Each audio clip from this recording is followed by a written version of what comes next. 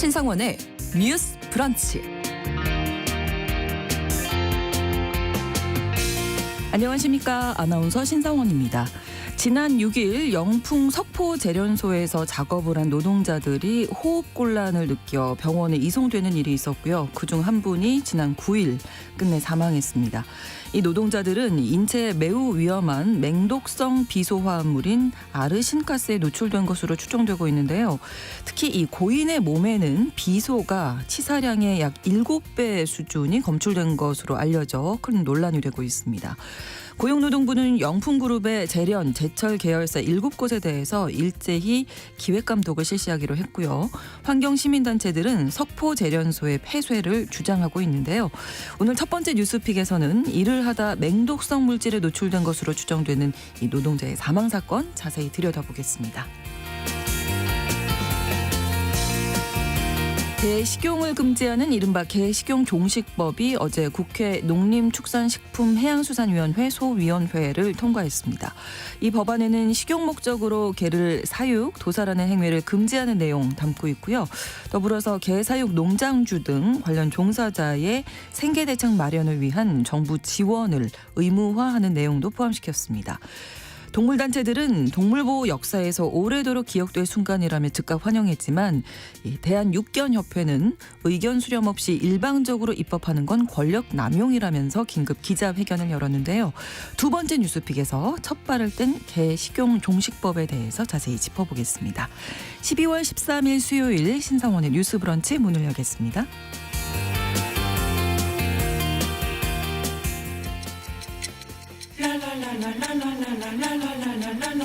듣고 공감하고 진단합니다. 우리 사회를 바라보는 새로운 시선. 신성원의 뉴스 브런치 뉴스픽. 뉴스 브런치 청취자 여러분과 함께 소통하며 만들어갑니다. 실시간으로 유튜브 통해서 보실 수 있고요. 여러분의 의견도 기다리고 있습니다. 짧은 문자 50원, 긴 문자 100원이 드는 샵 9730, 우물정 9730번으로 의견 보내실 수 있고요. 또 라디오와 콩 앱으로도 많이 참여해 주시기 바랍니다. 수요일의 뉴스픽입니다. 시사인 임지영 기자, 강전혜 변호사 두 분과 함께합니다. 어서 오세요. 네, 안녕하세요. 강전혜 변호사입니다. 네, 안녕하세요. 시사인의 임지영 기자입니다. 네, 자, 첫 번째 뉴스픽입니다. 영풍 석포제련소에서 노동자 한 분이 독성 물질이죠. 비소에 노출돼서 사망한 사건인데요. 고용노동부가 이제 현장을 방문해서 엄정 수사할 것을 지시했는데 일단은 이번 사고 어떻게 일어난 일인지 임지영 기자님 좀 정리해 주시죠. 영풍 석포제련소는 납이나 아연 같은 금속을 제련하는 공장인데요. 네. 경북 봉화에 있습니다. 하청업체 노동자인 60대 김모 씨를 비롯해서 노동자 4명이 이 정련 과정에서 발생하는 불순물 담은 탱크가 있는데 네. 그 모터를 교체했어요. 그러니까 광석 원료에 들어있는 금속을 뽑아내서 정제하는 과정에 불순물이 나오는데 그게 들어있는 탱크에 모터를 교체한 셈이죠. 근데 김 씨가 작업한 다음 날 새벽에 호흡이 조금 어렵고 소변에 피가 섞여 나오는 증세를 보여서 병원에 입원을 했는데 네. 이틀 만인 9일 오후 2시쯤에 치료를 받다가 사망을 했습니다. 아, 예.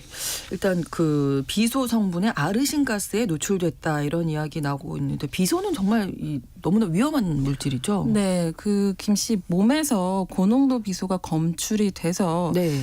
경찰은 작업 도중 김 씨가 유독가스에 장시간 노출됐을 것으로 추정을 하고 있습니다. 고인 몸에서 검출된 비소가 2ppm인데 네. 치사량 기준이 0.3ppm이라고 해요. 그러니까 치사량의 6배가 넘는 수준이었던 거죠. 네. 그리고 함께 그때 당시에 작업을 했던 협력업체 직원 1명하고 석포제련소 그 직원 2명도 이상 증상을 호소해서 병원에서 치료를 받고 있습니다. 병원에 입원한 분들도 모두 비소 중독으로 보인다고 경찰은 전하고 있고요. 네. 사고가 난 공장에서 아연을 황산으로 녹이는 작업을 진행했는데요. 작업자들이 비소 성분의 아르신가스에 노출된 것으로 추정이 되고 있거든요. 고독성 액화가스인 이 아르신은 비소가 산하고 접촉했을 때 생성이 된다고 해요. 네. 근데 말씀드린 대로 이 가스에 최대 7시간가량 노출됐을 가능성이 있고 이게 폐암을 유발하는 물질로도 알려져 있습니다. 그렇군요. 어제 고용노동부에서 현장을 찾았는데 일단은 중대재해처벌법 적용이 가능한지 수사하겠다 이런 입장이죠. 예, 말씀하신 것처럼 고용노동부는 지난 6월 9월부터 석포제련소 근로자 4명이 복통과 호흡곤란 증상을 보여서 병원으로 옮겨졌고 네. 이 중 한 분이 지난 9일 숨졌다고 어제 밝혔는데요. 고용노동부에서는 이 사고 내용을 확인한 뒤에 지난 8일 오전부터 작업을 중지시켰습니다. 그리고 사고 원인과 중대재해처벌법, 산업안전보건법 위반 여부를 조사를 하고 있다고 하는데요. 이번 조사는 특이한 것이 해당 사고 현장뿐만이 아니라 네. 다른 현장도 포함을 하고 있습니다. 주식회사 영풍에서 운영하고 있는 석포제련소, 고려아연 온산제련소를 포함해서 주식회사 영풍그룹이 제련 제철 관련해서 계열사가 7곳이 있는데 이 네. 7곳을 대상으로 12월인 이번 달 중으로 기획감독, 그러니까 그 회사 전체적으로 다 감독을 할 예정이라고 해요. 또 유사공정 근로자들의 건강 상태 확인을 위해서 임시 건강진단 명령도 내렸습니다. 참고로 이번 사고가 일어난 석포제련소 같은 경우에는 상시 근로자가 50인 이상이기 때문에 중대재해처벌법 적용 대상입니다. 네. 지난해 1월부터 시행된 중대재해처벌법 같은 경우에는 현재로서는 상시 근로자 50인 이상 사업장에서 근로자가 사망하는 것처럼 중대재해가 발생하는 경우에는 이렇게 사고 예방 의무를 다하지 않은 사업주, 경영 네. 책임자 이런 사람들을 1년 이상 징역 또는 10억 원 이하의 벌금에 처하도록 규정이 되어 있습니다. 네. 일단 사측에서도 이제 노동자들이 이런 독성 물질에 노출되면 안 된다. 그건 네. 당연히 알고 있었을 것 같고 안전한 작업 현장을 만들어야 하는 건 너무나 당연한 거잖아요. 그렇죠. 관련해갖고 류경희 고용노동부 산업안전보건본부장은 어제 네. 사고 현장을 방문했는데요. 사전에 충분히 위험을 파악하고 평가했었는지 그리고 그에 따른 필수적인 안전보건 조치를 했었는지 철저히 조사하라면서 엄정 수사를 지시를 했습니다. 네. 석포제련소 같은 경우에는 아까 임 기자님도 말씀을 해주셨지만 납과 아연 같은 것을 재련하는 사업장이기 때문에 유독가스들이 나오는 거고 이번 사건 경우에도 숨진 노동자의 시신에서 치사량의 6배가 넘는 비소가 검출되었다고 말씀드렸잖아요. 네, 네. 그래서 결과적으로 고용노동부에서 이번에 수사 지시한 내용은 사전 위험을 파악했는지 여부, 회사 네. 측에서요. 네. 그리고 필수적인 안전 보건 조치가 있었는지 여부가 될 것 같습니다. 참고로 올해 10월에 국정감사가 있었는데요. 국회에서 이때 그 영풍 석포제련소 대표이사 배상윤이 네. 그 국정감사 과정에서 증인으로 출석 요청을 받았었습니다. 아, 네. 그랬더니 출석을 앞두고 먼저 서면 답변서를 제출했던 것이 있어서 좀 특이해요. 예. 여기에서 뭐라고 얘기를 하냐면 석포제련소가 계속적으로 문제가 되고 있었기 때문에 증인으로 부른 것이라는 걸 본인들도 알고 있잖아요.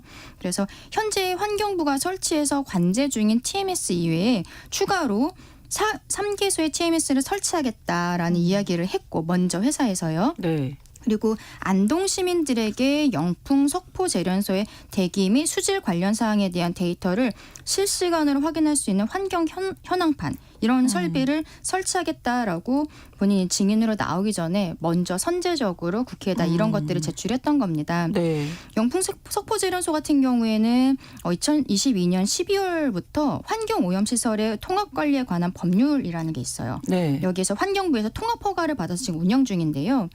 이게 좀 약간 의아한데 허가 조건이 103개가 있는데 올해 8월 말 기준으로 그중에 54개가 이행이 완료가 되었고 세분류 같은 경우에는 총 235건이 있거든요. 근데 네. 8월 말 기준으로 123건이 이행이 완료된 상황입니다. 그러니까 완전히 모든 허가 조건 그리고 세분류 조건들이 다 완료되어 있는 것은 아니에요. 예. 네. 근데 허가가 됐군요. 예, 그렇기 때문에 지금 이번 고용노동부의 조사 과정에서 나머지 허가 조건들에 대해서 회사에서 준비는 하고 있는 것인지 어디까지 되어 있는 것인지 이런 부분들도 아마 점검이 이루어질 것으로 예상이 됩니다. 네, 그리고 그냥 아까 그 임지영 기자님 전체 개요 말씀해 주실 때 뭐 7시간 가량 노출됐을 가능성이 높다 이런 걸로 봐서는 뭐 마스크라든지 이런 것도 특수 마스크 하셔야 그렇죠. 될 텐데 이런 부분도 좀 미비했던 게 아닌가 추정해 볼 수 그거는 있고. 아마 조사 과정에서 밝혀져야 네, 될 것으로 보입니다. 그렇습니다.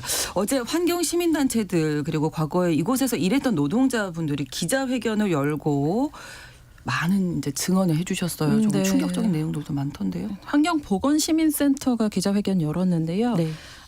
이들에 따르면은 1997년 이후에 총 11명의 노동자가 이곳에서 사망을 했다고 해요. 그래서 죽음의 공장인 영풍 석포 제련소를 폐쇄해야 한다 이렇게 주장을 했고요.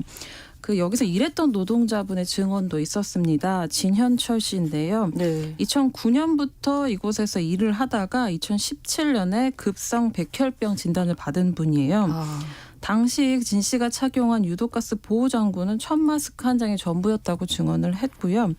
구체적으로 말씀드리면 재련소에서는 사람이 마시면 안 되는 수증기가 계속 나온다. 말로는 설명할 수 없는 환경이다. 노동자들은 먹고 살기 위해 죽음을 감수하고 일한다. 이렇게 얘기를 했습니다.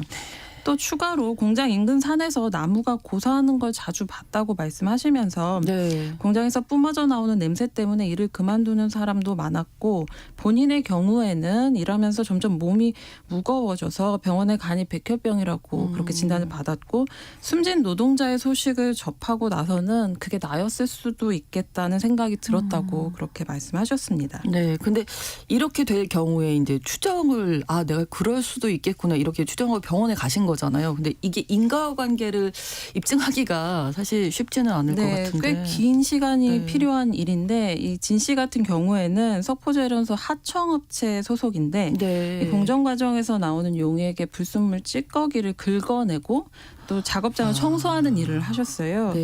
근데 2017년에 말씀드린 대로 그 백혈병 진단을 받고 요양급여를 신청을 했는데 네. 근로복지공단이 2021년에 그 4년 뒤죠. 6월에 이제 질병과 업무 간 인과관계가 인정되지 않는다 하면서 받아들이지를 않았거든요. 그러다가 이제 소송으로 갔고 지난달에 그 1심 법원에서 결국 산업재해를 인정했어요. 네. 네, 인정받았지만 근로복지공단이 항소를 해서 이제 법정 다툼은 계속되고 있습니다. 그러니까 이분은 어쨌든 회사는 직업병이 아니라고 했고 그렇지만 행정법원에서 업무 관련성을 인정받은 셈이잖아요. 1심이긴 하지만 네. 여전히 회사로부터 연락이 한 번도 오지 않고 있다 이렇게 말하고 있습니다. 네. 이런 이야기들 그리고 97년 이후에 노동자 11분이 사망하셨다. 네. 이번이 처음이 아니라는 거잖아요. 네. 환경보건시민센터는 어제 서울 광화문 광장에서 기자회견을 열었는데요. 네. 1997년 이후에 이곳에서 석포재련소에서 총 11명의 노동자가 사망했다라고 이야기했습니다. 그러면서 이 죽음의 공장에 영풍 석포재련소를 폐쇄해야 한다라고 촉구를 했었던 것이죠. 결과적으로 지금 사실 11분의 노동자가 이곳에서 사망을 했는데 조금 아까 그 진 씨 같은 경우에도 사건 자체는 2017년에 네. 백혈병 진단을 받았잖아요. 그렇죠. 그러는데 2023년 11월이 되어서야 서울행정법원에서 업무 관련성 판결을 받은 것이죠. 이제 진 씨 같은 경우에는 다행히 돌아가시지 않으셨기 때문에 이런 것들을 판결을 받았던 것인데 여기서 11분의 노동자가 사망을 했지만 거기에 대해서 회사에서 얼마큼이나 책임을 졌는지는 좀 이번 과정에서 밝혀져야 될 것으로 보입니다. 네. 환경단체에서는 이렇게 노동자들의 사망이 반복되는 이유로 지금 뭐 사측 얘기도 해주셨지만 정부가 관리 감독을 좀 네. 부실하게 하고 있다 이렇게 지적을 했다면서요. 네, 김수동 안동환경연합 대표는 재련소에서 사망사고가 반복되는 것은 환경부가 재련소의 환경 인증을 계속 내주고 있기 때문이라고 이야기를 했습니다. 재련소가 세간의 이목을 받지 않으니까 근로환경 개선이나 법적 보완 조치도 이루어지지 않았다라고 하면서 재련소가 환경부의 개선 명령에는 보여주기식으로 대응했고 오히려 새로운 공장까지 짓겠다라고 하는 상황이라고 했습니다. 결국 석포재련소는 주민과 노동자의 생명을 담보로 배를 불렸고 정부가 그걸 인증해주는 역할을 했다라고 지금 안동환경연합 쪽에서는 주장을 하고 있습니다. 이거를 다시 살펴보면은 앞서 말씀드린 것처럼 영풍 석포재련소가 환경부 통합 허가를 받아서 운영하고 있다고 말씀을 드렸잖아요. 네. 그런데 허가 조건 103개 중에서 지금 8월 말 기준으로 54건 정도만 이행이 완료되어 있는 상황이라는 것, 이런 것들에 대해서 이번 조사 과정에서 명확히 밝혀져야 될 것으로 보이고요. 이 통합 허가 제도 과정에서 만약에 영풍 석포재련소가 허가 조건 이행을 하지 않거나 대기 수질 등의 이제 배출 기준이 있는데요. 이게 위반했다는 것이 밝혀지면은 환경부는 이 석포재련소를 폐쇄하거나 아니면 6개월 이내에 조업 정지, 사용 중지 등을 명할 수도 있습니다. 네. 그렇기 때문에 결과적으로 환경부가 굉장히 큰 키를 쥐고 있다라고 볼 수 있는 것이죠. 그러네요. 그러니까 이 재련소에서 일하셨던 분, 일하시고 계신 분들 그리고 근처에 살고 계신 분들은 계속 이런 이야기를 하고 있는 거죠. 환경 오염이 있다. 네, 그러니까 이게 노동 환경뿐만 아니라 예. 환경 오염에 대한 이슈도 끊임없이 있었던 그런 재련소인데 네. 그 어제 기자회견에서 모인 시민단체에 따르면 영풍 그 석포 재련소가 환경 오염의 주범이다라는 거고요. 네. 공장 밖으로 오염 물질이 대기 또 하천으로 흘러 들어가고 있다는 겁니다. 산의 수목이 고사하고 낙동강을 따라서 오염 물질이 쌓이고 있다는 건데 이게 그러니까 눈으로 보는 그런 어떤 추상적인 그런 거에만 근거한 건 아니고요. 네. 환경 오염과 주민 건강권 침해 논란이 계속해서 이어졌던 그런 작업장이에요. 이게 네. 낙동강 상류에 위치를 하고 있는데 네, 오염 물질을 불법 배출하고 방류하는 사건들이 계속해서 있었어요. 그래서 네. 지난 10년간 환경 관련 법을 100차례 넘게 위반했다는 그런 사실이 있었고 사실은 이 위치가 낙동강인데 그 영남인의 젖줄이기도 하잖아요. 그렇죠. 그 낙동강 네. 수질 오염의 주 원인으로 지목을 받아왔습니다. 그리고 영풍 석포재련소는 2021년에 낙동강에 카드뮴을 불법 배출해서 과징금 281억 원을 부과받은 그런 경우가 있었고요. 네. 그래서 조업이 잠시 정지가 됐었죠. 또 건강조사 결과 그 인근 주민들 몸에서 카드뮴이 검출되기도 했거든요.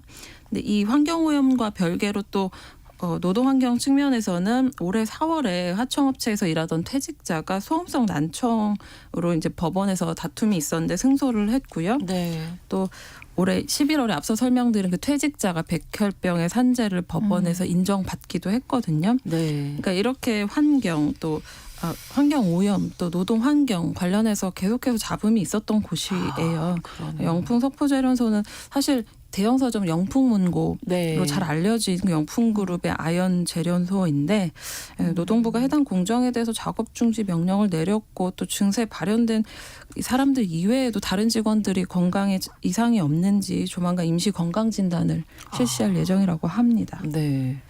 사측에서 안전한 일터를 만들 의무뿐만 아니라 그 주변에 계신 주민들을 위해서도 네. 예, 오염시키지 않을 의무도 있는 건데 어떻게 보세요? 이 사건 관련해서? 그러니까 아까 제가 이 영풍 석포재련소 대표가 국회 국정감사에 네, 네. 증인 나오기 전에 서면 제출했다고 말씀드렸잖아요. 그때 네. 했던 얘기가 바로 이 환경오염에 대한 이야기입니다.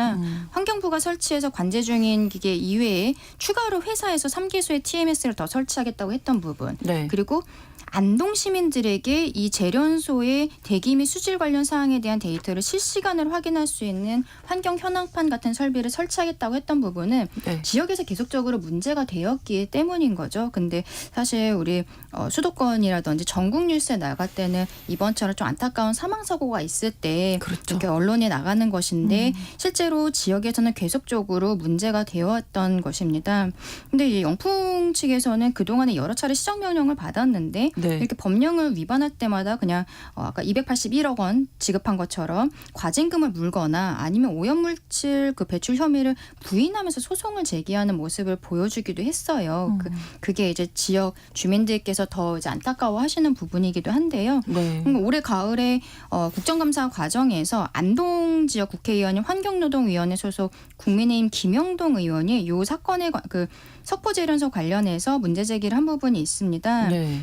서흥원 대구지방환경청장에게 영풍 석포재련소가 통합 허가상의 허가 조건을 조기에 이행하고 네. 대기 수질 데이터의 실시간 공개 그리고 아까 TMS라고 말씀드린 자동 측정 기기거든요. 네. 이 추가 설치 등의 실효성 있는 방안을 조속히 마련해서 1,300만 영남인의 젖줄인 낙동강이 더 이상 오염되지 않도록 해야 한다. 이렇게 이야기를 했습니다. 네. 이게 아까 제가 말씀드린 통합 허가상의 허가 조건 중에 반 정도만 지금 반 정도만 이제 이행이 됐다고 말씀드렸잖아요. 네. 이거를 지역의 국회의원이 문제 제기를 했던 것이고요. 그랬더니 대구지방환경청에서는 뭐라고 대답을 했냐면 이 영풍 석포재련소가 약속한 통합 허가 조건 그리고 대기수질 TMS 추가 설치 그리고 데이터 실시간 공개가 조속히 이루어질 수 있도록 면밀하게 챙기겠다라고 이 얘기를 했습니다. 네. 네, 그런데 이게 이제 10월에 있었던 일이고 이제 사망 사고는 또 그 이후에 있었던 일이어서 해서 네. 좀 안타깝긴 한데 결과적으로 행정당국에서의 어떠한 관리 감독도 중요하지만 그 밑바탕에는 국민들 관심, 이제 전국적인 관심이 좀 있어야 될 거로 보이고 우리 청취자분들께서도 계속 신경 써주셨으면 하는 생각입니다. 네, 이게 올해 처음 있는 일이 아니라 오랜 시간 축적돼 있었다고 그렇죠. 하니까 정말 많은 관심이 필요하다는 생각이 들고요. 임채영 기자님. 재련소 자체가 사실 지역 재련소는 세간의 이목을 끌기가 좀 어려운 어렵죠. 현실이 있는데 예. 사실 조금 관심을 더 가지게 되는 계기는 사실은 중대재해처벌법이 크다고 생각하거든요. 네. 50인 이상 사업자이기도 하고.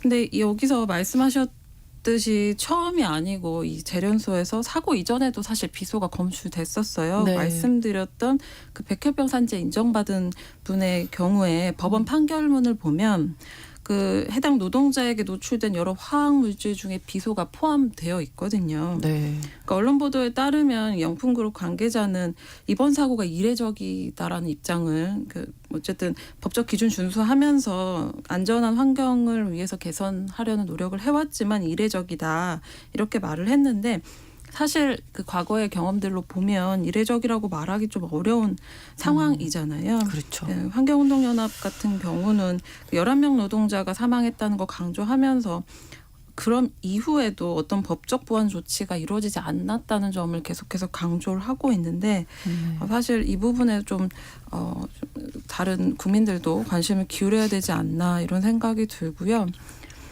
그런데 이런 와중에도 사실은 이렇게 큰 규모의 그 작업장인 경우엔 이게 중대재해처벌법을 적용하냐 마냐를 가지고 이야기를 하고 있지만 네. 사실은 당정이 내년에 그 50인 미만 사업장에 대해서는 중대재해처벌법 적용을 유예하는 방안을 추진 중이잖아요. 네.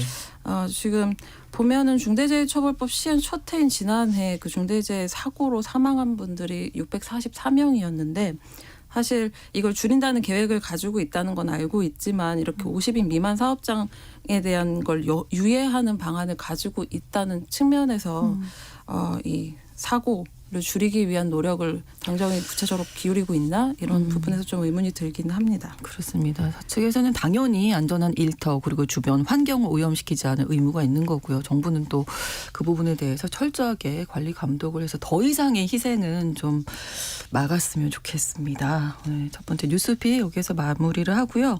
두 번째 뉴스픽으로 넘어가 볼 텐데 어제 개 식용을 금지하는 일명 개 식용 종식법이 국회 농림축산식품해양수산위원회 소위원회를 통과했습니다.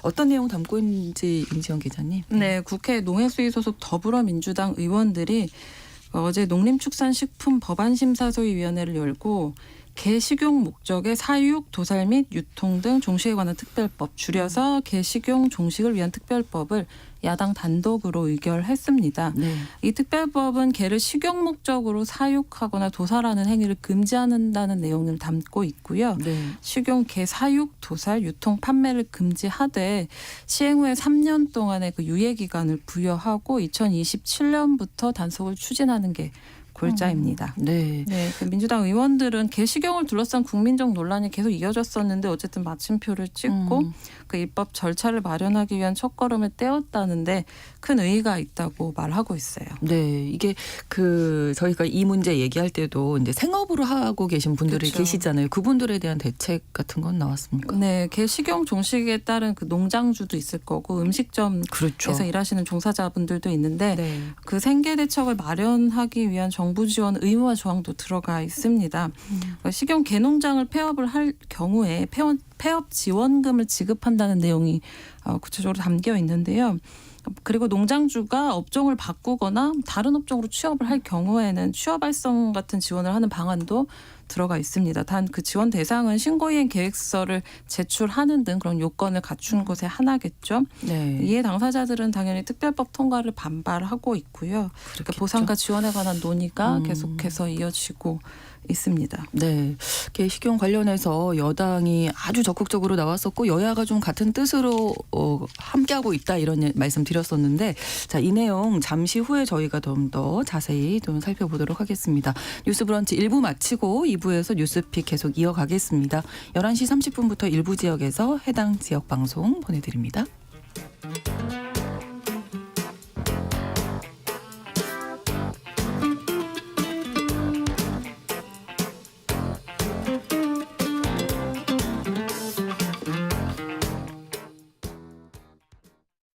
지금 시각은 11시 30분입니다.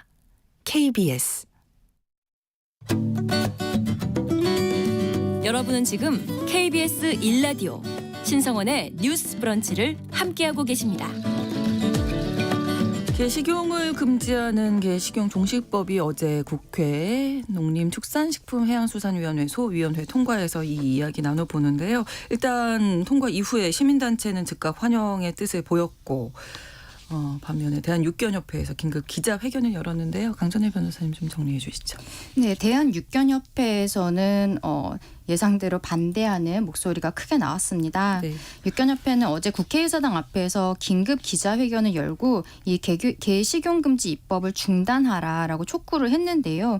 뭐라고 이야기를 하고 있냐면 개식용 여부는 국민의 식주권과 기본권의 문제다. 당사자나 국민의 의견을 수렴하지 않고 일방적으로 개식용 금지를 입법하는 건 정부와 입법부의 권력 남용이라고 이야기했습니다. 네. 그리고 또 이들은 개 한 마리당 200만 원의 손실보상 그리고 식용금지 법안의 10년 유예도 촉구를 했습니다. 또 정부가 전업이나 폐업이 불가피한 농가, 도축업체, 이런 식당 이런 데들의 업종 전환 지원을 하겠다라고 하고 있는데요. 네. 이 부분에 대해서도 한우와 염소 사육의 폐업 지원 수준에도 못 미친다라고 밝혔습니다. 그래갖고 제가 한번 확인을 해봤는데 염소 관련해서 좀 기록들이 있더라고요. 네. 지난 2018년에 염소가 산지 가격 폭락이 좀 장기화가 됐습니다. 네. 그러면서 FTA 피해 보전 직접 지불 폐업 지원 대상에 염소가 포함이 된 거예요. 네. 그랬더니 얼마를 줬냐라고 하면은 폐업을 희망하는 염소 농가는 마리당 15만 9천 원, 한 16만 원 정도를 지원받고 폐업을 했습니다. 네. 당시 염소 한 마리 시장 가격은 한 10만 원에서 15만 원 정도에 불과했는데 사실 정부에서 그때 조금 더 16만 원 정도를 지급을 하고서는 폐업을 유도를 했었던 거거든요. 네. 근데 이게 보면은 한국흑염소협회에 따르면 올해 2월에 염소 가격이 한 5년 만에 10배가 상승을 했다고 합니다. 오. 네, 이때 그 사육 두수를 확 줄이면서 이후에 이 염소가 별로 많이 지금 나지를 않으니까 네, 네. 가격이 확 나가서 지금은 마리당 심지어 150만 원 꼴이라고 해요. 그래요. 그리고 요거 관련해 갖고는 오늘 주제 관련해서 짚어보고 싶은 부분이 뭐냐면요. 네. 이렇게 염소값이 인상을 한 데에는 개 식용금지 여론 확산에 따라서 정부 차원의 조치가 있었습니다. 이게 배경을 보면은 문재인 전 대통령이 2021년 9월에 개식용금지 방안을 검토하라고 관계부처에 지시를 했었습니다. 네. 그러면서 같은 해 12월에 개식용 문제 논의를 위한 위원회가 출범이 됐었어요. 그러고서는 개 사육 농가와 음식점 등에 대한 실태 조사 그리고 불법 도축에 대한 단속이 강화가 됐었거든요. 네. 그러면서 그때부터 경기도 성남의 모란시장 그리고 네, 대구의 네. 칠성시장 이런 데들이 개고기를 파는 것으로 유명했었는데 이때 이 시장에서도 폐업이나 전업하는 가게들이 좀 잇따랐었습니다. 그러니까 결론적으로 뭐냐면은 2021년 9월에도 개식용 금지 방안 검토하라고 대통령이 이야기를 했고 그러면서 관련된 위원회가 출범을 했었단 말이에요. 네. 결국 이번에 국회에서 들어간 입법 과정은 모두가 예상을 했던 부분이라고 사실은 좀 봐야 될 것 같습니다. 그런데 육견협회에서는 전혀 그렇지 않다라고 이게 뭐 일방적이고 이렇게 네, 의견 국민의 수렴 없이. 의견을 수렴하지 않았다라고 주장을 하고 있는데 사실은 정부 차원에서 입법이 된 건 이번이지만 그 계속 전에도 꾸준히, 계속적으로 예, 준비를 하고 이야기가. 있었던 건 사실로 보입니다. 네. 근데 이게 되게 의외인 지점은 여야 할 것 없이 굉장히 합의가 되었던 그렇죠. 그런 법안이었다는 것. 그 부분인 것 같아요. 네. 식용금지와 관련된 법이 이전 국회에서도 꾸준히 발의가 됐었거든요. 근데 말씀하신 것처럼 대통령 차원에서도 뭔가 합의를 모으기 위해서 위원회 같은 것도 꾸리고 했는데 사실은 그게 합의에 이르지는 못했는데요. 대한육견협회 같은 이해관계자들의 반대에 당연히 막혔고 그렇죠. 국회에 계류가 됐죠. 근데 윤석열 정부가 출범한 이후에 김건희 여사가 특히나 그 개식용 금지 입장을 굉장히 적극적으로 피력을 했고 네. 논의의 속도가 붙었습니다. 그리고 개식용 금지와 관련해서 이번 국회에서 발의된 법안이 9건이라고 해요. 네. 그렇군요. 네. 자, 이런 와중에 사실은 이 끔찍한 도사 현장이 발각이 돼서 이런 부분들도 보면 또 여론이 수렴되지 않겠습니까? 네. 네. 이 얘기도 좀 해주시죠. 지난해 12월에 경기도 민생특별사법경찰단 줄여서 특사경이라고 하는데요. 네. 여기서 동물학대 방지팀을 신설했거든요. 근데 최근에 어떤 수사 중인 사건에 대해서 말을 했는데 전기 쇠꼬챙이를 사용하는 잔인한 방법으로 개를 도살한 사육농장을 적발해서 동물보호법 위반 혐의로 수사 중이라고 어제 밝혔습니다. 특사경이 한 달간 잠복을 해서 지난 9일에 도살 현장을 적발했는데 네. 현장에서 개 사체 6구, 냉동고에 보관 중인 7구를 확인을 했어요. 살아있는 개 4마리는 관할관청인 부천시에 보호조처하도록 인계를 했고요. 네. 이번에 통과된 그 특별법하고 별개로 동물보호법이 있는데 네. 동물보호법은 이렇게 잔인한 방법으로 동물을 죽음에 이르게 하거나 목매달거나 아까 말씀드린 전기 쇠꼬챙이 이런 방식으로 죽음에 이르게 하거나 같은 종류의 다른 동물이 보는 앞에서 죽음에 이르게 하는 경우 네, 네. 이거를 동물학대 행위로 보고 이에 대해서는 3년 이하 징역 또는 3천만 원 이하 벌금을 물리고 있거든요. 네. 특사경이 올해 개 사육시설과 반려동물 관련 영업을 하는 시설 581곳을 단속을 했는데요. 네. 그 결과 앞서 소개해드린 그 잔인한 방법으로 개를 도살한 행위도 있었고 네. 또 관할관청에 등록을 하지 않거나 허가 없이 그 파양된 동물을 보호하고 재입양하면서 네. 일종의 수수료, 파양비를 챙기는 이른바 신종 펫숍 그리고 또 무허가 동물을 생산하는 어떤 업체 이렇게 동물보호법 위반 업소 11곳을 적발해서 검찰에 송치했다고 합니다. 네, 저희가 식용계 관련해서 뭐 여러 차례 말씀드릴 때 법적으로 좀 사각지대인 부분이 있다 했는데 이제 이번에 법이 통과가 된 거고 지금 적발된 내용들은 임지영 기자님 말씀해 주신 것처럼 학대잖아요. 그렇죠. 예. 저 어저께 TV 뉴스에 보니까 이게 눈으로 봤을 때 더 좀 끔찍한데요. 충격적이죠. 이 사건 네. 관련해서 꽤 크게 보도가 됐는데 그 도살하는 쇠꼭챙이로 그 강아지들을 죽이던 그 도살 현장 옆에 살아있는 강아지들이 막 움직이면서 카메라가 이제 촬영을 왔잖아요. 거기를 이렇게 쳐다보고 이런 것들이 나오는데 그게 바로 동물 학대입니다. 네. 조금 아까 임 기자님 얘기해 주셨지만 동물보호법에서는 같은 종류의 다른 동물이 보는 앞에서 죽음에 이르게 하는 경우를 동물학대로 규정을 하고 있어요. 예, 그래서 지금 이 상황에 대해서 그 불법으로 그 업체를 운영했던 사람들이 동물보호법 위반 혐의로 지금 이제 수사를 받고 아마 형을 받게 될 것 같은데 우리 좀 청취자분들께서도 계속 좀 관심을 가져주셔야 될 것 같습니다. 이제 국회 소회를 통과했기 때문에 이제 본회의 통과 또 시행되기까지 좀 기간이 남아 있어요. 과정들이. 네. 근데 이게 법이 시행되는 과정에서 조금 논의가 더 필요한 것들을 좀 짚어보자면 네. 특별법이 통과돼서 농주들이 그 식용견 사육을 포기하게 되면 그 개들은 그럼 어디로 가는가 그렇죠. 하는 부분들이 좀 남아 있어요. 이렇게 동물보호센터 같은 데서 보호를 해야 하는데 사실 그 기반 시설이 다들 마련되어 있지는 않고요. 그래서 동물단체에서는 법이 통과된다고 해도 개를 모두 보호소에 수용하는 게 사실상 어렵기 때문에 네. 그 안락사 등에 처할 수도 있는 상황이라고 지적을 하고 있거든요. 그러니까 개 식용 금지 이후에 어떻게 해결책을 마련할 것인지 동시에 논의가 좀 필요한 그러네요. 부분이라고 생각이 들고요. 네. 그리고 육견협회가 주장하는 보상 이슈도 여전히 남아있죠. 그렇죠. 그게 개 한 마리당 200만 원이 어떻게 계산이 되냐면 1년 소득을 개 한 마리당 40만 원으로 잡고 5년 동안 해서 200만 원인 거거든요. 네. 이 손실을 보장해 줘야 한다고 그쪽에선 주장을 하고 있는 거고 이 감정평가 금액에 따른 어떤 보상 또 이게 다 이렇게 보상을 해줄 수는 없겠지만 그런 부분도 아직은 조금 남아 있는 것 같아요. 그리고 개 식용 금지도 최소 10년 유예하라고 말을 하고 있기 때문에 이 부분에 대한 합의도 좀 필요한 것 같습니다. 네. 네. 네, 이거는 이번에는 소위에서 통과가 된 거고요. 개식용 금지 네. 특별법 같은 경우에는 이게 본회의에서 통과가 돼야 법으로서 시행이 되는 것인데, 뭐 국민의힘에서 이석을 하긴 했습니다만 사실 이 부분에 대해서 어느 정도 여야에서 그 좀 공감대가 이루어진 부분이기 때문에 본회의에서 처리되는 것도 큰 문제는 없을 것 같습니다. 그래도 그럼에도 불구하고 지금 육견협회라든지 이런 이해관계자들과의 대화, 특히 그 아무래도 보상 부분이 가장 그렇겠죠. 중요할 것 같아요. 네, 네. 예. 이 법을 10년 동안 유예한다는 것보다도 아마도 보상 금액에 대한 협조가 좀 필요할 것 같은데 네. 그거를 지켜봐야 될 것 같고 이번에 사건 그 좀 아까 쇠꼬챙이로 좀 잔인하게 그 강아지들을 죽였던 이런 것들이 경기도 특사경에서 밝혀낸 거거든요. 이런 부분들은 사실은 정부보다는 지방자치단체에서 관리 감독들을 하고 있습니다. 그래서 앞으로도 지방자치단체에서의 이런 부분들에 대한 관리 감독들이 중요하고 아무래도 시민들이 관심을 갖고 있잖아요. 그러니까 네. 다른 지자체들도 많이 하게 될 것으로 예상이 되는데 결과적으로는 이 식용 금지에 대한 어떤 국민적인 컨센서스 네, 그런 것들에 대해서 육견협회와의 대화가 좀 원만히 조율될 수 있었으면 하는 바람입니다. 맞습니다. 수요일에 뉴스픽 마무리하겠습니다. 시사인 임지영 기자, 강전혜 변호사 두 분과 함께했습니다. 고맙습니다. 감사합니다. 고맙습니다. 여러분은 지금 KBS 1라디오 신성원의 뉴스 브런치를 함께하고 계십니다.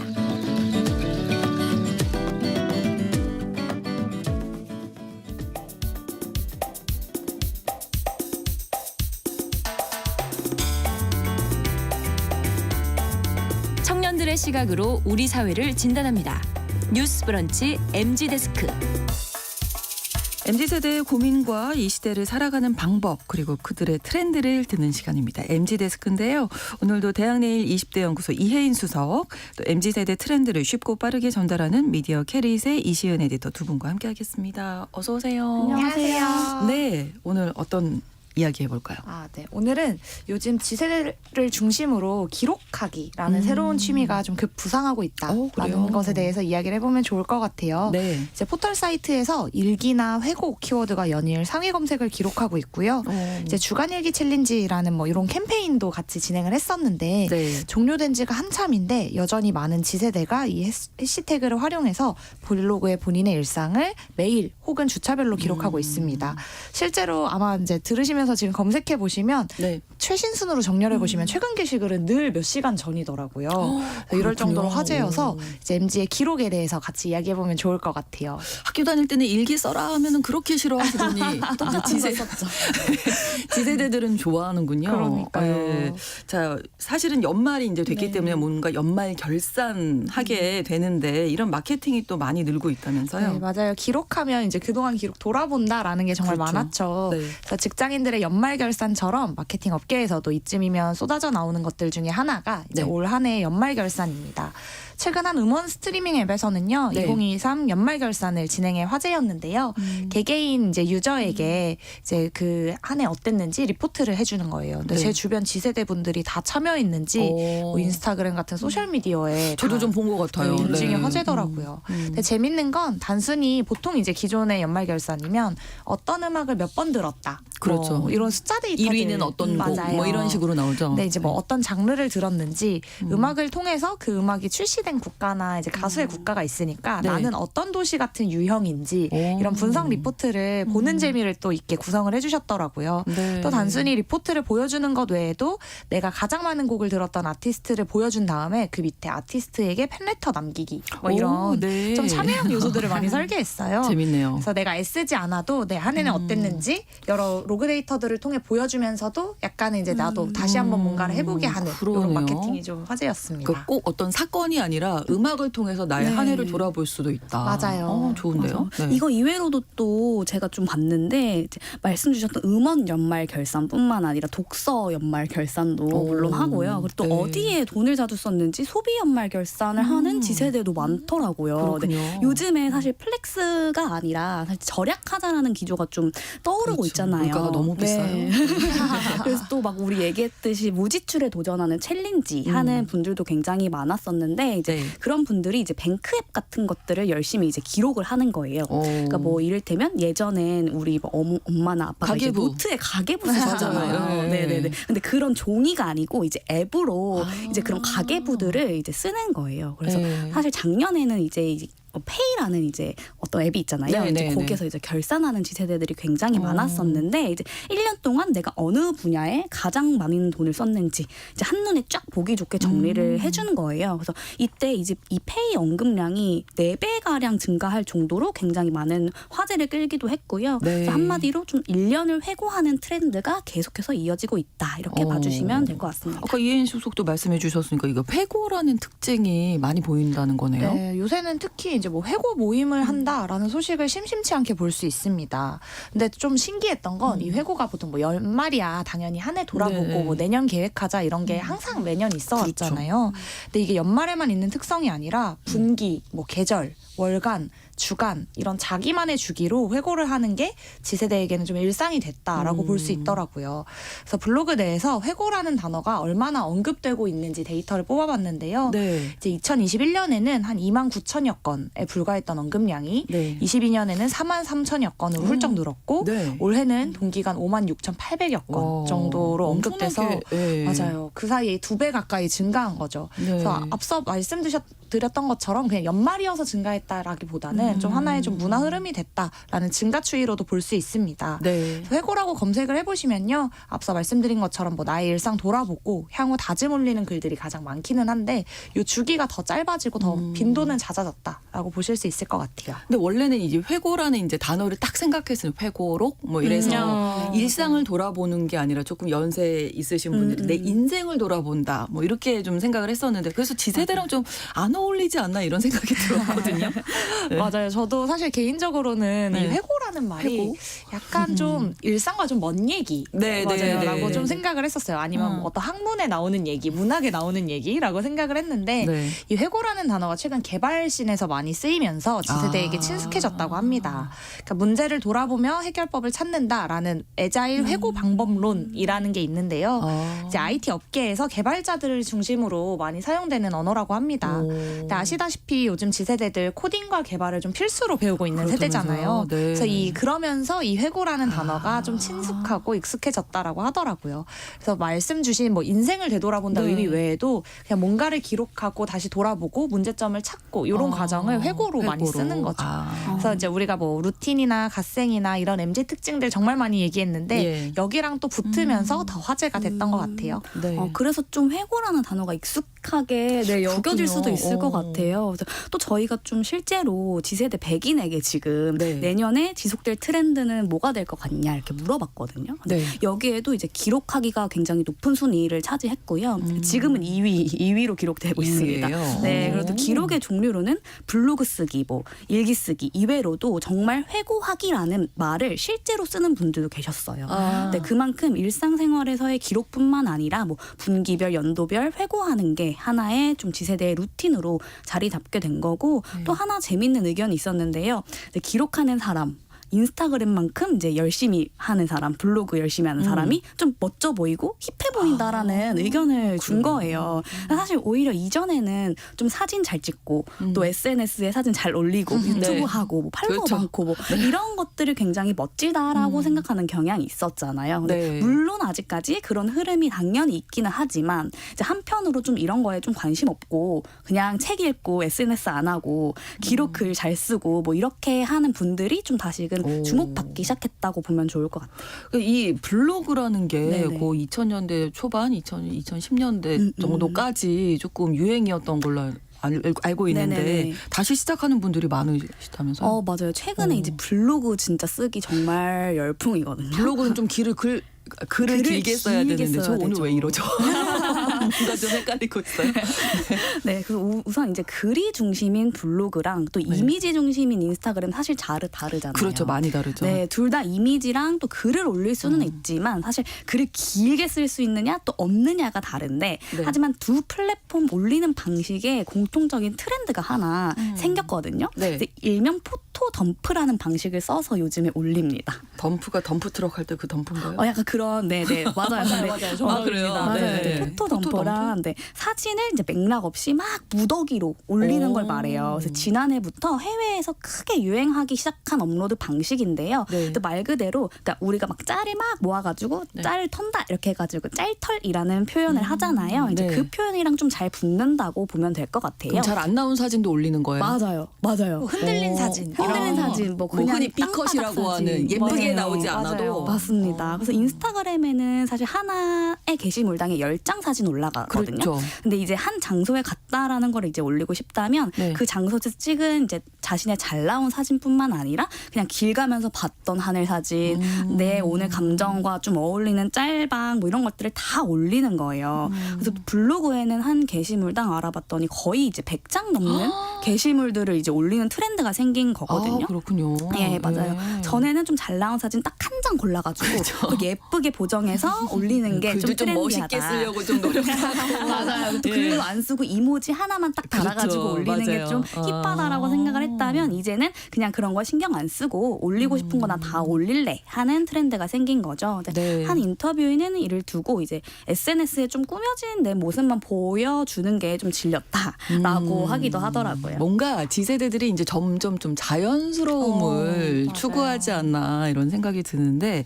블로그 때문에 더 화제가 된 연예인이 있다면서요? 네, 이게 꾸밈 없다라는 표현과 이어지는 것 같은데 연예인 한소희 씨가 그 적합한 아, 예시가 될 수 있을 것 그래요? 같아요. 뭐 인기 이유가 여러 가지 있으시겠지만 네. 이제 팬들과 소통하는 방법 중에 그것도 이제 인기 요인으로 하나로 꼽혀요. 이제 앞서 말씀해주셨던 포토덤프나 긴 글 트렌드를 활용해 소통하기 때문으로 알려져 있는데요. 네. 한소희 씨는 개인 블로그를 통해 팬들과 소통하는 걸로 알려져 있어요. 그래서 본인 일상과 그 긴 글로 남겨주는 배우로 유명합니다. 그래서 이 일상 글이 올라올 때마다 화제가 돼요. 그렇군요. 네, 그래서 MZ답게 좀 소통할 수 있는 배우라는 인식이 있는 거죠. 그러니까 원래는 소속사를 통해서 이제 뭐 공식 보통 계정을 관리하거나 뭐 이렇게 예쁜 사진들을 올리는데 그렇죠. 이제 본인의 하루를 어떻게 보냈는지, 진짜 무슨 생각을 했는지 앞서 본 이 포토덤프나 일상을 이렇게 긴 글로 적어내는 이런 소통을 하니까 이제 더 많이 친근하고 더 솔직한 배우다라는 인기를 얻고 있는 것으로 알 수 있습니다. 네. 실제로 이번에 인터뷰에서 책 하나를 소개했는데 뭐 네. 불안해서라는 책이었는데 이 글이 올라오자마자 전국 각지에서 너무 화제가 돼서 각 대학 도서관에서도 와. 바로 대출이 다 나가서 이제 책을 구할 수 없을 정도였었다고 해요. 그 책이 이제 본인이 읽고 맞아요, 네. 맞아요. 네. 어떤 감상과 이제 함께 같이 소개를 해주셨던 건데 이제 그런 것처럼 이제 이런 소통 방식이 영향력을 가진 어떤 방식이 되는 그 방증이자 또 이 블로그 글 자체가 또 영향력이 있다. 그 블로그를 정말 많은 MZ들이 보고 있다라는 근거가 될 수 있었던 것 같아요. 이 불안해서라는 책이 저희 KBS 도서관에서도 지금 대출 중이라고 구할 수가 없다고 하네요. 아, 이거 되게 어렵거든요. 아, 그래서 그래요? Z세대들이 이거를 그냥 자신이 공감하는 부분만 부분 읽는 트렌드도 있다고 하더라고요. 좀 어려워가지고 이 책이. 그래도 어쨌든 책을 본다는 것 맞아요. 자체가 의미가 있는 행위니까. 맞습니다. 네. 기록과 관련된 핫플 아이템 뭐 같은 것도 생겼다면서요? 네, 이와 관련해서 이제 전에 이야기했던 북커버 우리 얘기했잖아요. 네, 네. 그래서 유행하는 굿즈로 뜨고 있기도 하고요. 또 재미있었던 거는 그 최근에 아예 돈을 내고 들어가는 독서 카페가 유행 중이기도 합니다. 네, 근데 이 독서 카페가 되게 재밌는 게 휴대폰을 반납하고 들어가야 되는 거예요. 네, 그래서 그 휴대폰 볼 수 없게 독서하는 중에는 정말 책만 읽어야 되는 거군요. 그래서 뭐 스마트폰 중독 치료 장소로 요즘에 좀 그러네요. 떠오르는 곳이거든요. 네네네. 그래서 이곳에서 좀 뭘 하나 싶었는데 휴대폰을 아예 하지 않고 독서를 하거나 네. 카페니까 독서만 하는 게 아니고 그 시간 동안 뭐 연필로 종이에 기록을 하기도 하더라고요. 그래서 우리 뭔가 좀 일기를 쓰려고 책상에 마음 먹고 앉아도 사실 계속 뭔가 휴대폰 계속 보게 되고 그러니까요. 네, 이게 유튜브 문제예요, 좀 사실. 키게 되고 네, 그렇잖아요. 네, 근데 그런 시간들을 아예 하지 못하게 독서나 특히 기록에만 집중할 수 있는 공간까지 이렇게 좀 뜨고 있다는 게 조금 재밌었습니다. 네. 네, 이게 오프라인뿐 아니라 오히려 디지털 안에서도 기록을 돕는 것들이 굉장히 떠오르고 있는데요. 네. 기록을 잘 하기 위한 디지털 템플릿도 인기입니다. 최근 뭐 노션이라는 한 플랫폼이 직장인의 일하는 도구, 뭐 대학생들의 과제나 학습 도구로서도 많이 떠올랐는데 네. 이제 뭐 이용하지 않았을 청취자분들 위해 간단히 설명드리면 네. 흔하게 우리가 이제 같이 문서 작업할 때 쓰는 워드나 뭐 노트패드 같은 형태의 네. 온라인 플랫폼이라고 생각하시면 돼요. 근데 이 노션은 자기가 이제 어떤 예쁘게 템플릿을 만들어서 서로 나누거나 복제해 오는 게 되게 쉽거든요. 네. 근데 여기서 기록형 템플릿을 위한 디지털 굿즈들이 화제가 되고 있습니다. 그러니까 요즘 MZ들이 대학교 다닐 때도 그렇고 뭐 중고등학교에도 노트나 학용품 뭐 이런 문구 대신에 태블릿 패드, 그렇죠. 뭐 노트북 이런 것들이 이제 기록을 위한 도구로 많이 떠오르고 있다고 해요. 네. 그래서 그러다 보니까 그 툴을 활용할 수 있는 뭐 월간 캘린더나 다이어리나 뭐 아까 말씀 주셨던 가계부, 그다음에 내 일상과 영감을 잘 기록할 수 있도록 만든 뭐 이렇게 서식들이 굉장히 이제 많이 제작되고 있고 또 이런 것들을 나누면서 활용하고 이거를 디지털 굿즈라고도 부른다고 합니다. 네. 자, 그러면 이렇게 기록을 좀 잘 하기 위해서 MZ세대가 많이 찾는 기록형 크리에이터들도 있겠네요. 네, 맞아요. G세대 사이에서 유명한 인플루언서 중에 빵이라는 한 크리에이터가 있는데 빵. 네, 기록이 아, 네. 기록을 돕는 다이어리 템플릿을 잘 만들어줘서 인기를 얻었다고 합니다. 한 16.1만 정도 팬을 가지고 있는데 네. 뭐 개강 시즌에는 시간표, 뭐 새해가 100일 남았을 때 새해 D-100 챌린지 서식 이런 것들을 공유해서 특정 시기에 적절한 기록형 템플릿을 제공해서 화제예요. 그래서 이런 디지털 굿즈, 디지털 문구 분야의 대표 계정으로 계속 떠오르고 사실 뭐 이런 그 템플릿을 잘 만들어주는 게 이 사람의 재능이 된다는 게 또 신기하잖아요. 그러니까요. 맞아요. 저는 아이디어가 그래서 정말 중요하구나. 거의 이런 거에 있어서 독보적인 입지를 가지고 있는 이제 친구라서 한번 살펴보시는 것 좋을 것 같습니다. 네, 네. 또 하나 또 대표적으로 마케터들이 사실 영감 계정 좋아하시더라고요. 그래서 마케터들이 사실 직업 특성상 필연적으로 트렌드를 계속해서 팔로우해야 될 수밖에 없잖아요. 그래서 이제 본인이 영감을 받은 것들을 그때그때 모아서 그것들을 어떻게 활용할 수 있는지 올려주는 계정들을 많이 운영을 하시거든요. 네. 그래서 그런 기록형 마케터들이 실제로 몇만 팔로워를 얻기도 하고요. 그래서 1인 크리에이터로 활동을 하시기도 해요, 실제로. 사실 대표적인 인물이 이제 마케터 숭님이라는 분이 계시는데요. 네. 근데 이분이 기록을 정말 꾸준히 해 오신 분이거든요. 그래서 이제 그런 마케터적인 영감 뭐 이런 쪽으로 이제 책을 출간하기도 했고요. 그래서 네. 이런 모습들을 보고 좀 기록에 도전하는 취준생이나 뭐 사회 초년생들도 굉장히 많은 것 같습니다. 네.